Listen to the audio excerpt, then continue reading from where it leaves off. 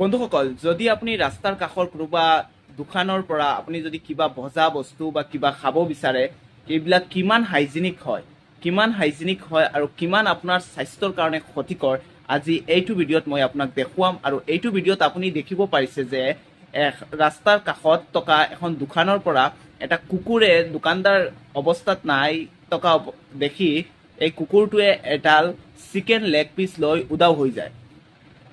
আৰু কুকুৰটোৰ মুখৰ পৰা বিভিন্ন ধৰণৰ লালটি ইয়াতে পৰিব পাৰে, বা দোকানীজনে যিহেতু দেখা নাই, দোকানীজনে মানুহৰ ওচৰত বিক্ৰী কৰিব পাৰে, আৰু যিজনে ইয়াৰ পৰা কিনি খাব তেওঁৰো স্বাস্থ্যৰ হানি হ'ব পাৰে বা তেওঁৰ স্বাস্থ্যৰ অসুবিধা হ'ব পাৰে। ঠিক তেনেদৰে বিভিন্ন দোকানত আমি দেখিবলৈ পাওঁ, বজাৰত এনে খাদ্য সামগ্ৰী যিবিলাক আছে এইবিলাক খোলা হিচাপে বিক্ৰী কৰা হয়, আৰু ইয়াত বিভিন্ন ধৰণৰ পোক পৰুৱা আদি পৰে, মাখি চাখি পৰে, বা ৰাস্তাৰ কাষৰ ধূলি মাকতিত আছে বিভিন্ন ধৰণৰ সৰু অনুজীৱ থাকিব পাৰে।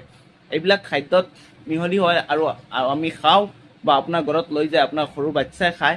গতিকে অলপ সাৱধানে থাকিব যাতে ষ্ট্ৰীট ফুডবিলাক আপুনি খোৱাৰ পৰা বিৰত থাকিব, আৰু এনেকুৱা আনহাইজেনিক খাদ্য আপুনি নাখাব, নহ'লে আপোনাৰ বিপদ হ'ব পাৰে। যদি ভিডিঅ'টো এটা ইনফৰ্মেটিভ লাগে তেনেহ'লে এটা লাইক কৰিব আৰু আমাৰ চেনেলটো ছাবস্ক্ৰাইব কৰিবলৈ নাপাহৰিব।